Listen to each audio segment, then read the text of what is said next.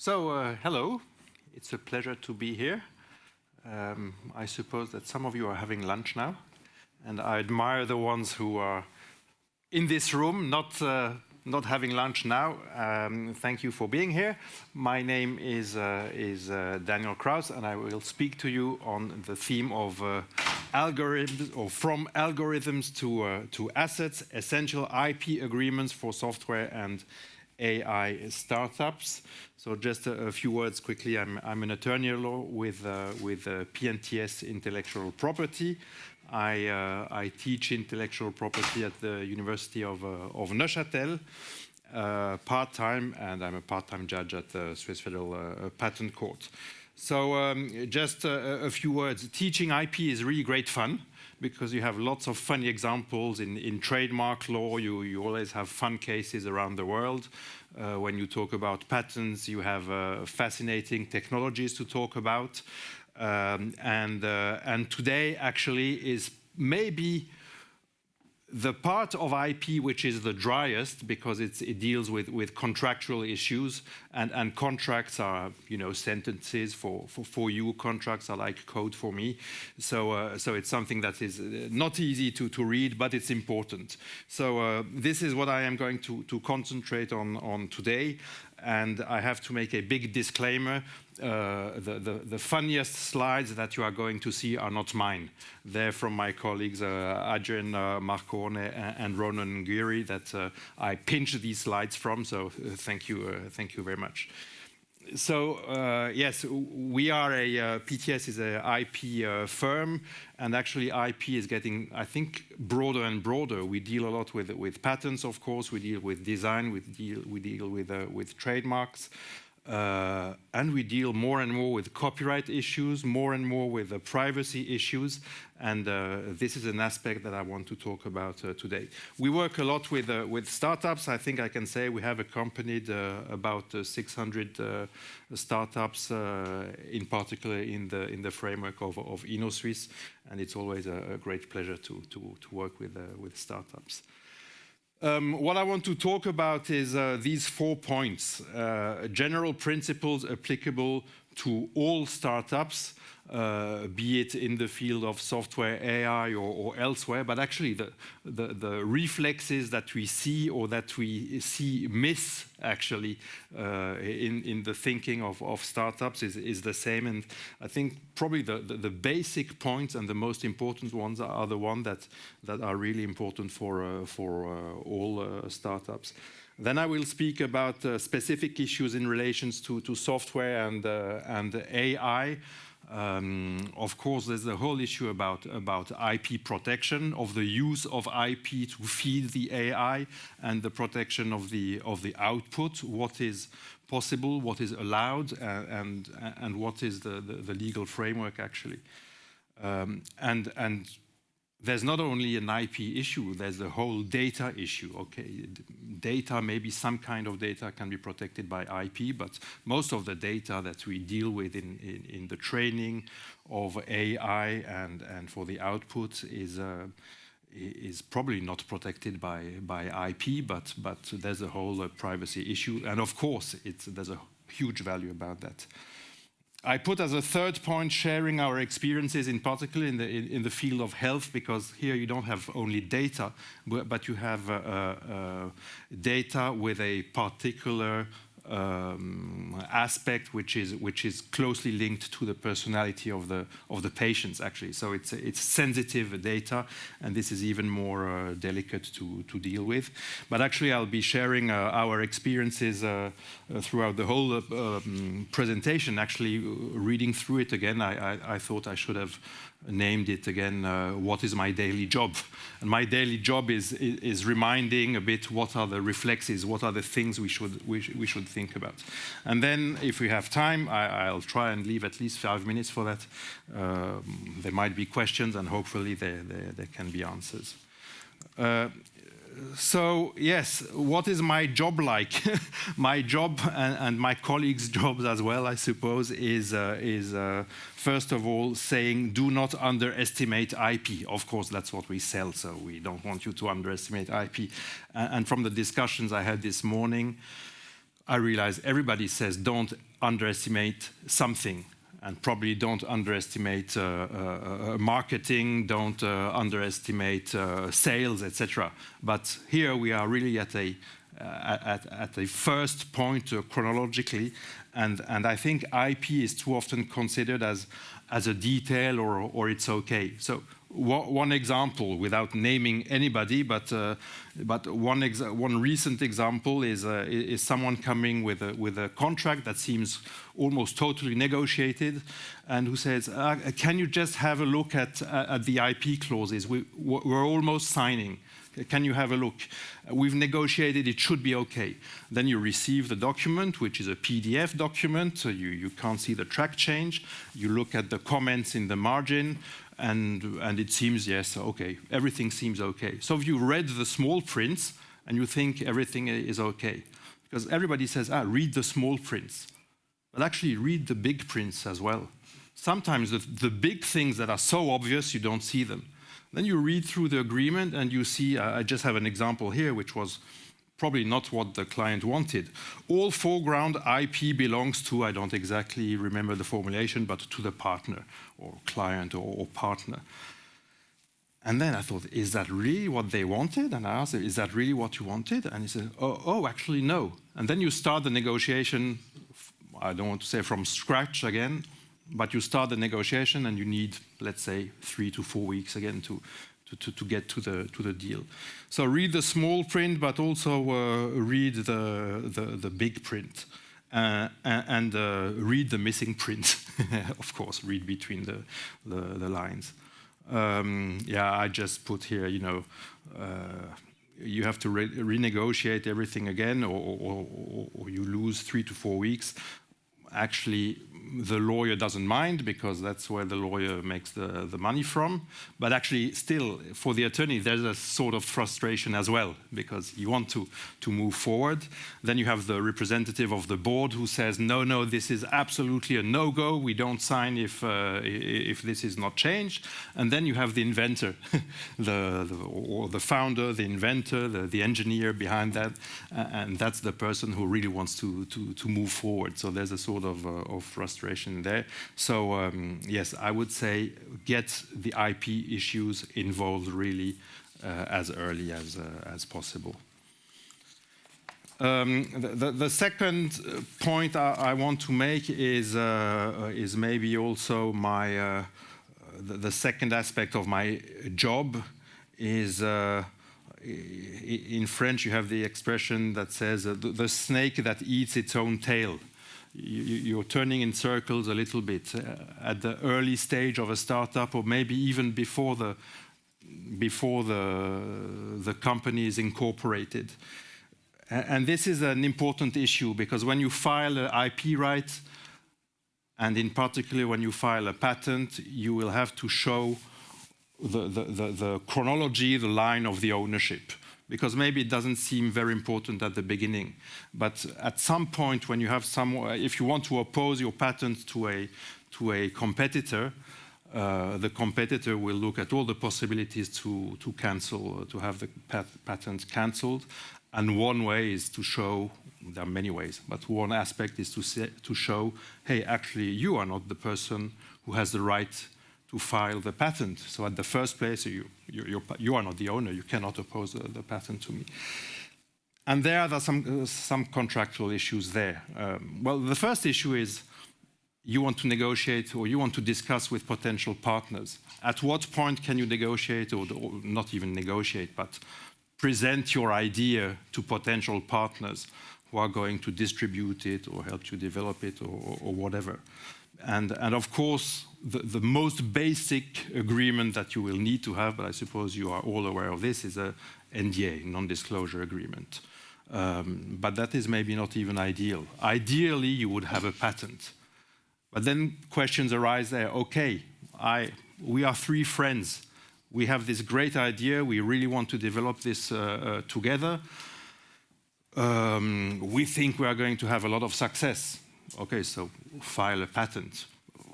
Doesn't mean that you have to invest so much in filing the patent. Maybe you can file it in just one country, make something simple, which allows you to go and discuss with a potential partner. But maybe the thing is not even patentable. So there are things to do, like look at, do a little research, look if it is patentable, where the competitors are, does this thing already exist or not? And then there's the issue, okay, you need to prove the chain of ownership. The easiest way is to have a company incorporated. You pay 20,000 francs plus the fees of the notary public, and then you have your company and you file the patent in the name of the company. That's actually the dream situation for us, but maybe it's not worth it. Okay, so these are difficulties, things to think about. And if you file the patent before the company is incorporated, who is going to file it? I mentioned the situation where you are 3 persons. If you are 3 filing it together, that means you will have to take all the decisions together. You will all have to agree. So possibly there will also be a need for an agreement between the parties. Maybe someone of the 3 will represent the parties. There's an agreement on, sharing the costs that have been already invested. But it's not that simple, actually. So that's one point, or that's points A and B, actually, I would say. And then there are the issues about the employees' rights. Sometimes you think, okay, I'm the founder, but you're the founder. You're not an employee of the company, if there's no company. Or maybe if there's a company, you've done some work, but you didn't realize, actually, I should have a work contract with my own company. That will then ensure the line of ownership again. And then for the ownership, it depends what kind of, if you're an employee, if you have an employee, it will depend on the kind of intellectual property you have. If it's an invention, typically it will, by law, belong to the employer, directly belong to the company. If it's copyright, it won't. So these are things to think about. If it's copyright, actually, the copyright belongs to the creator. Unless, this is the beauty of the law, you have rules and you have exceptions, unless it's software. If it's software, the law says that it's a bit different than patents, but it's the effect is more or less the same.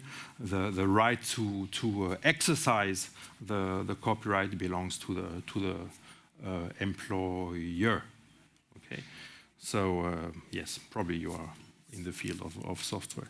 So these are the issues, and then the last point. Okay, maybe it's not an employee, maybe it's a contractor, and there the rights belong to this person. So the contract has to foresee that the rights are transferred, be it copyright or whatever, are transferred to the person who gives the mandate.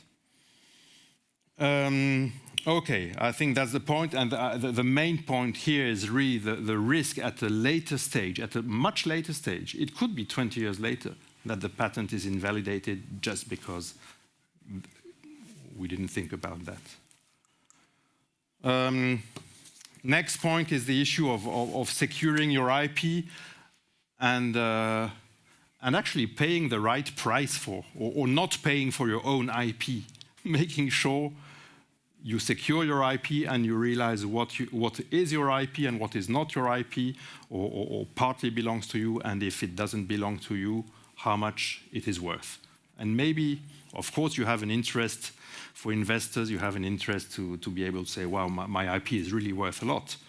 But maybe you have an interest to have really the right price to say, yes, I've been collaborating, I've been working in academia typically. I've got some background IP, and actually I'm not going to pay too much for that, because actually it's not something that can be protectable. So this is also homework that has to be done. I'll come back to that. This is a classical issue, license or sale. I think I don't have to speak too much about that. Software is, we know it's mainly licensed. Then there's the type of service that is offered. The big advantage, one point I want to make here of software as a service, is that you keep the control, of course, on the source code. which is protected by a trade secret. The other point here is data. Okay, what happens with a client's data? And here there is a need for a clear, or as clear as possible, agreement with a consent to what is happening with the data. This issue of consent is a bit tricky. Is consent given when you just click on yes, or when you unwrap your software, if this is still actual?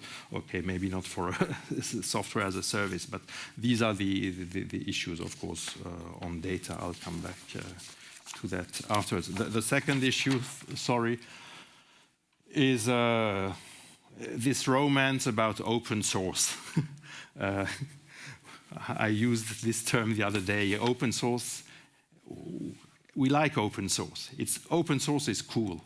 There's a romantic aspect to open source. But actually, it really depends what you want to do with the software, or with the code you are developing, and actually also what you can do, what you're allowed to do. And open source is maybe nice, but maybe closed propriety is also nice, and allows you to be very open too. So there's this aspect about the romance of saying, okay, we are open source. It is very much appreciated in the public, but it's all a question of communication. If it depends what you want to do. If you want to keep a certain control on the software, on the use of it, maybe by companies or schools or whatever, you want to exclude from the use of this software. I don't know, fascist or whatever people, companies, political parties, whatever. Depending on the type of open source license you have, you lose the control on that. So there's this possibility of having something proprietary, but communicating clearly. Okay, what are the licenses that you give? Being very open, but limiting really clearly to some things that you want to exclude. Of course, there are the aspects of dissemination, of development by the community. Of course, these are also aspects that are very important, that will maybe make you opt for a more open source license or not. But this is an important aspect to think about. I think these three aspects, how much you want to disseminate the code, how much you depend on community development, and how much control do you want to have on the use of your software. And then there's the other aspect, which I think there's maybe, if I can use the term, it's a bit paternalistic, but there's maybe a need of education there, of internal developers to make sure what they do, because I have the impression maybe that they develop things, they don't really pay attention or enough attention to the licenses of the code that they are, or the libraries that they are using, and probably there internally there is something to do to keep an inventory of the libraries that are used, and to have clear rules on what kind of licenses can be used, because that might limit you a lot in the future. So that's the main points here. I think I wanted to make. Yeah, the next point here, I mentioned here the Inno-Swiss rules, but maybe I should put another title here, which would be, should I pay for my own IP? That's a subtitle I would have put. So the issue is here when you collaborate. Typically, you collaborate with academia. What Inno-Swiss says, you have it here actually. Basically, you need some rules. Okay, you need some rules on IP, and then you have a certain freedom on how to do that. But that's what I said before. Maybe you don't have as much IP as you think. Of course, you want to convince the TTO that it's worth maybe filing a patent or whatever. But maybe this will have an impact also, of course, on what you pay. You know, on licenses, on sub-licenses, on equity that you will have to give to your partner. So these are issues to think about, I would say, in an honest way, not overestimate the value of the IP. And I think, in particular, in the field of software and in the field of AI, there's not as much to protect as we might think. Okay, if there's a technological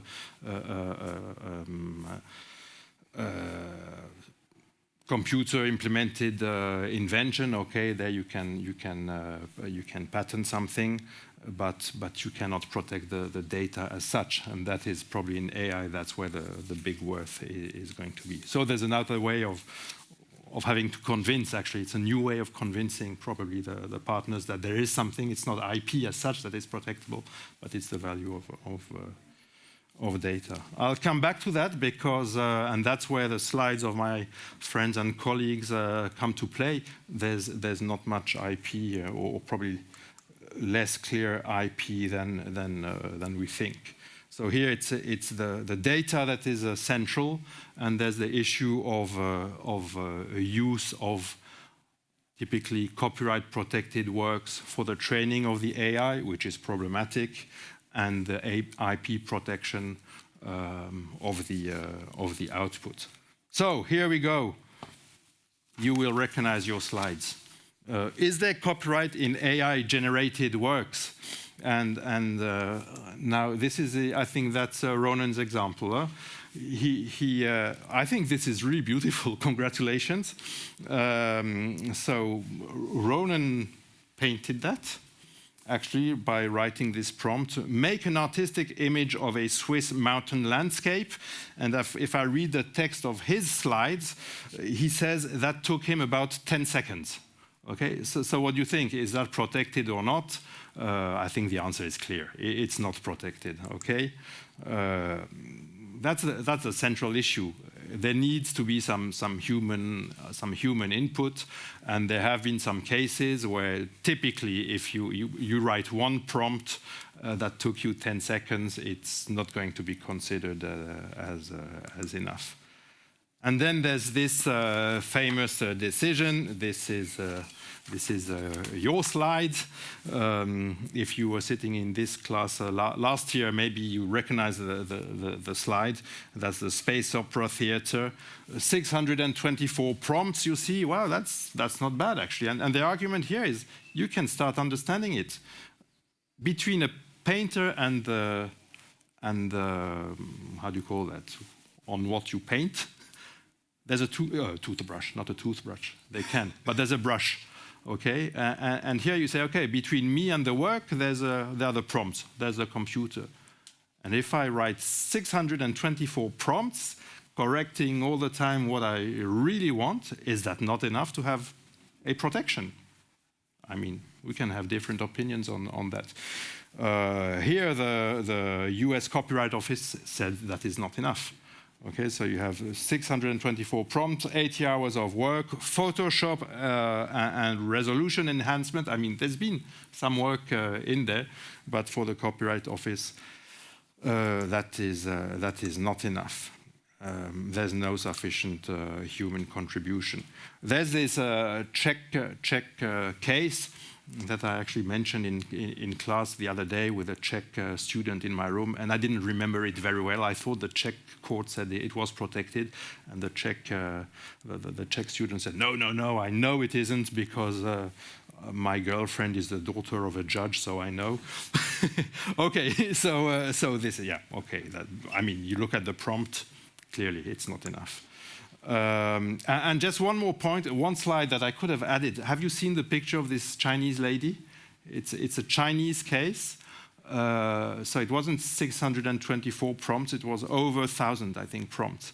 And that's a case of 2024 also, I think. It's a picture, it looks very realistic, a Chinese lady. And the local court, it's a Beijing, I think the Beijing Internet Court, it's called. I don't know if it went further, but they said this is protected by copyright. So, okay, I don't know how much you are influenced by Chinese law, but I wouldn't exclude it. I mean, China is a big country, is a big market, is a big actor. IP is important for China now, and they defend it. So possibly it could have an influence. And that's your prompt as well, I think. What does it say?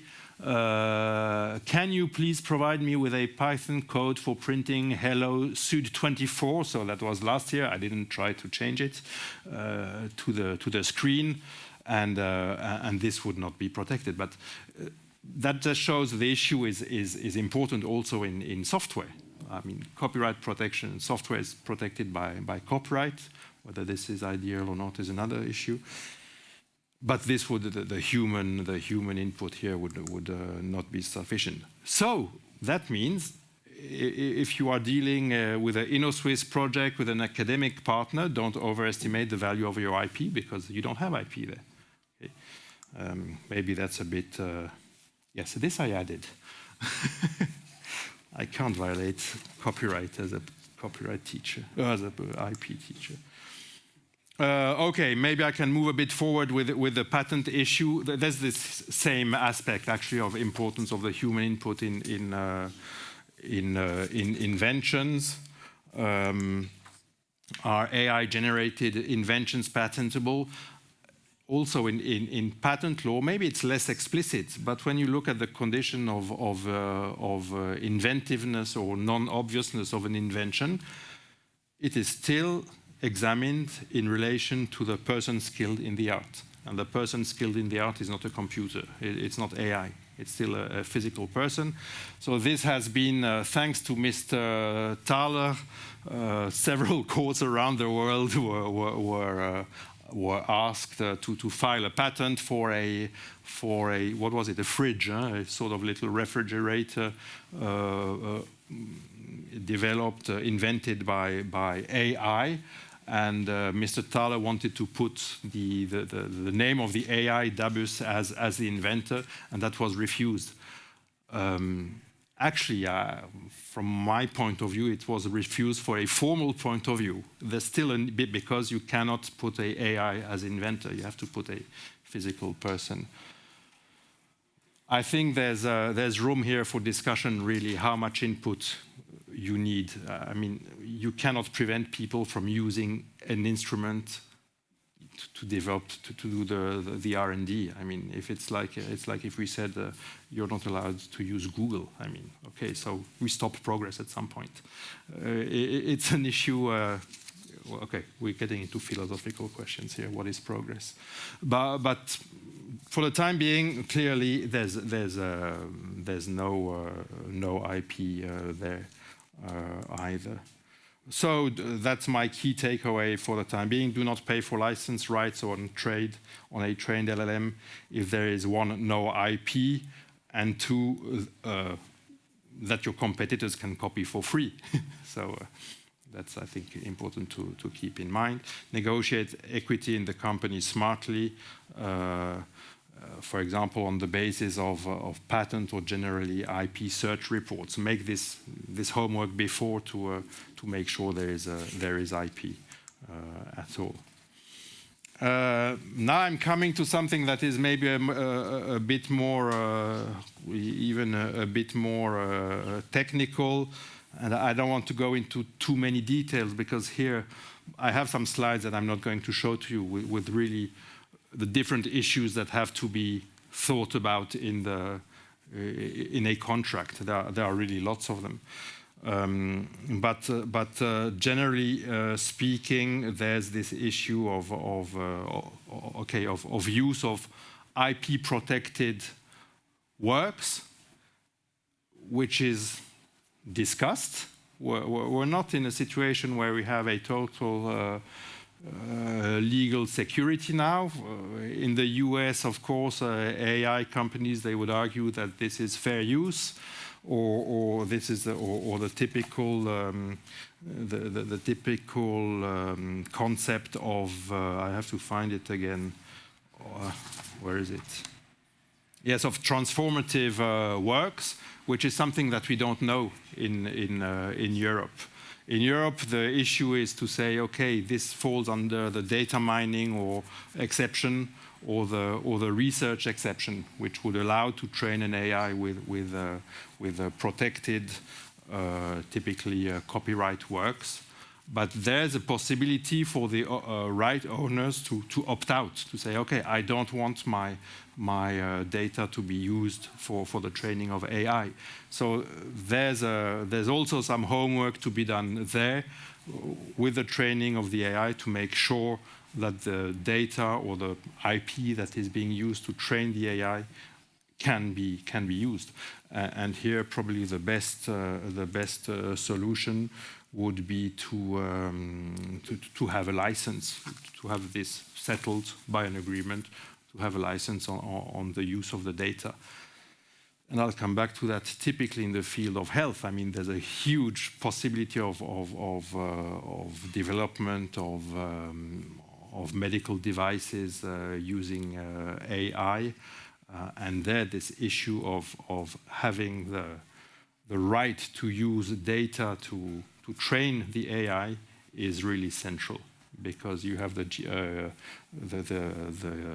EU regulation on data, which is quite strict. You have strict laws in Switzerland. Okay, Switzerland is a small country, but still. And then you have laws like in California or in different states.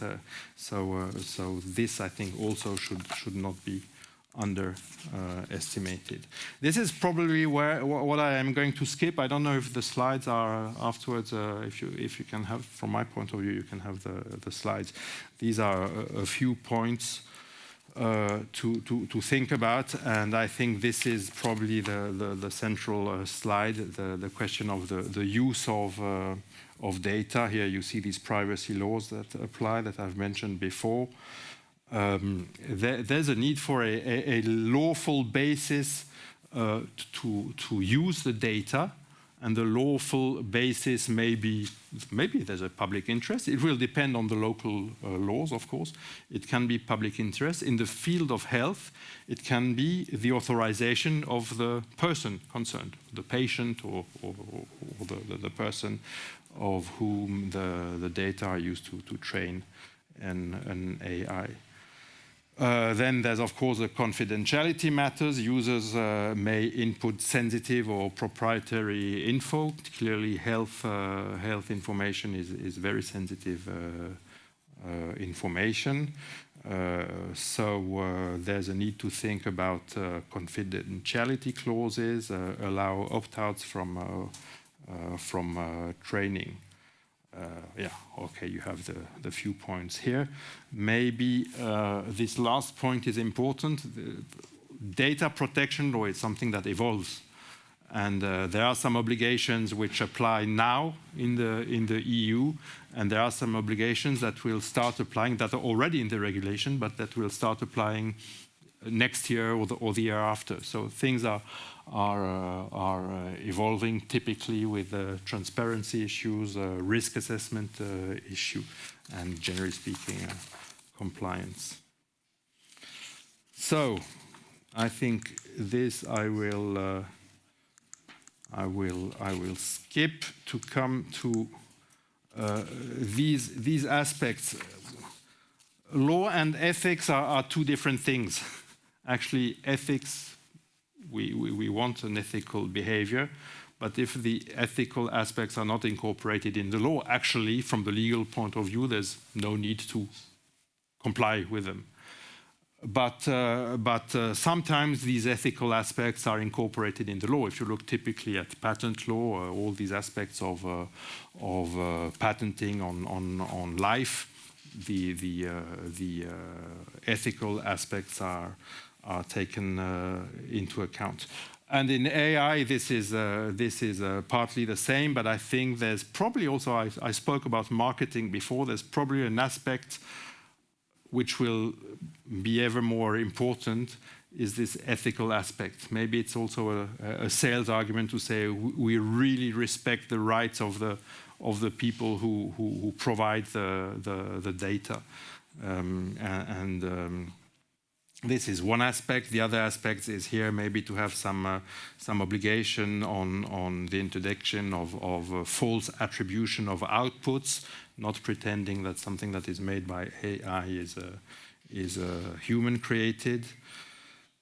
So disclosure of AI generated content, and then again anticipate the rules like the EU's proposal AI labeling to prevent misinformation, so to prevent deep fakes.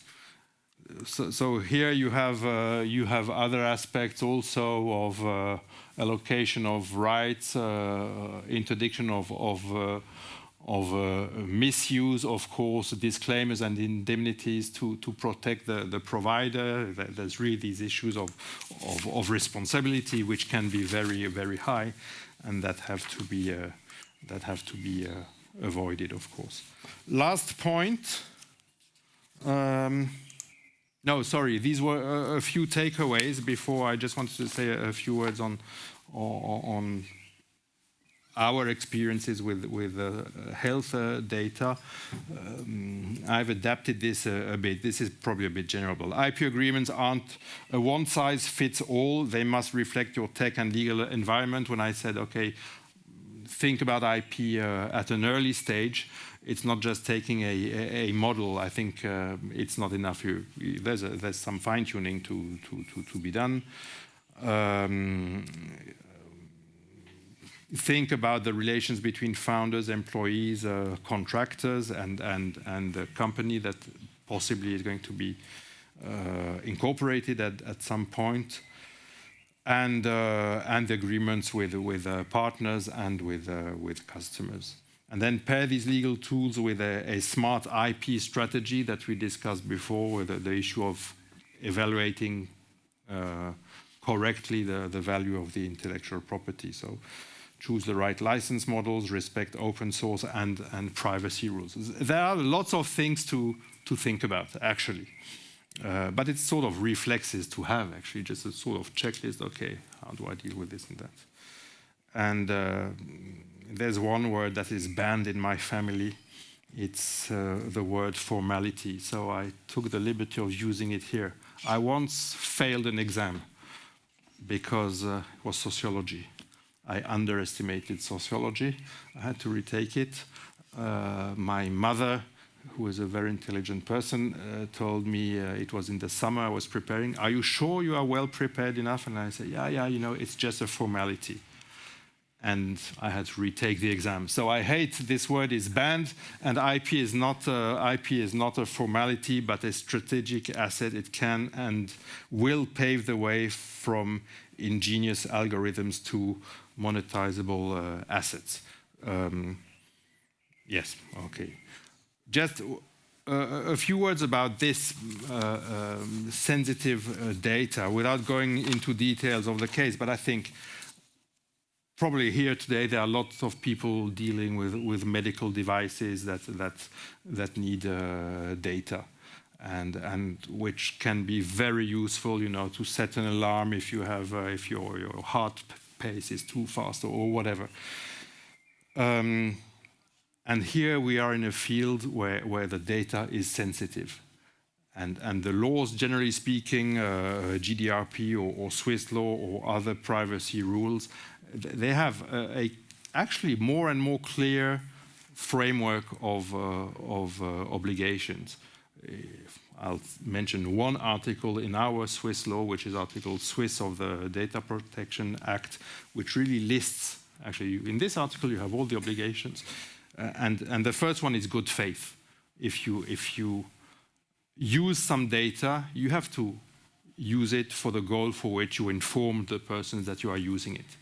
Typically, not saying you are using it to train your AI to save them and you are selling it to, to data brokers typically.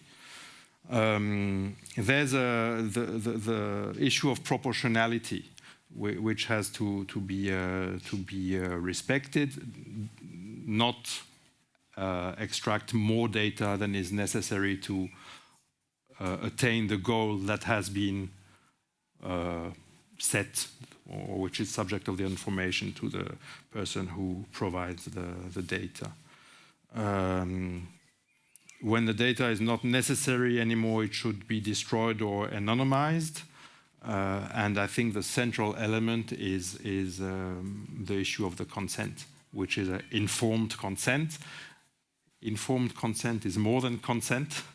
Informed consent means the person has understood what data is going to be collected and what is going to be done with this data.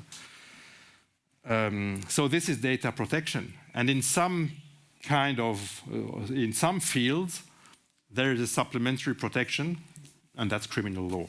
Actually, you have criminal provisions in the Data Protection Act. Now, I don't want to scare anybody, but in some fields there is a protection that is included in criminal law, and typically for medical doctors, it's the medical secret. And if you look, other provision that is nice is it's Article 321 of the Criminal Code, professional secret, and there you have the list of all professions that are submitted that have to respect this secrecy. And you have attorneys, you have patent attorneys, you have ecclesiastics, you have doctors, of course, you have physiotherapists. There's a big list. Actually, it can be interesting if you're in the medical device field, because you think, oh, it's only physiotherapy, it's okay. But they are also subject to medical secret. And what does that mean? They are subject to medical secret, and their auxiliaries are also subject to medical secrets. So that means the person at the entrance of the medical cabinet, she has to respect, or he has to respect the medical secret, and that means the employer has to instruct that person properly, and he will be, or she will be, responsible for the acts of that person. Then the last issue here is who else is auxiliary? The discussions, is the cleaning person is also an auxiliary or not? This is not that clear, but what is clear is a subcontractor, typically a cloud service provider, is considered as an auxiliary. So that means it is also subject to the secrecy, to the provision, the criminal provision. That has two implications. One is that the service provider himself or herself, or the responsible persons there, are responsible, are submitted to this criminal, possibly a criminal offense, and the contractor also. Okay, and just as a no, it's not a nice conclusion, but there's a possibility of imprisonment for 3 years, just to show that it's considered as really an important issue. So these are the kind of things we had to deal with also when you think, okay, it's IP, can it be protected or not? That's one issue, but actually the data is getting really, that the data is central, and that has implications. I think that's about what I wanted to say. Part 4 is questions and maybe answers, and that's where we are in Neuchâtel and Zurich, with the head office in Neuchâtel. And last slide is to thank you for your attention.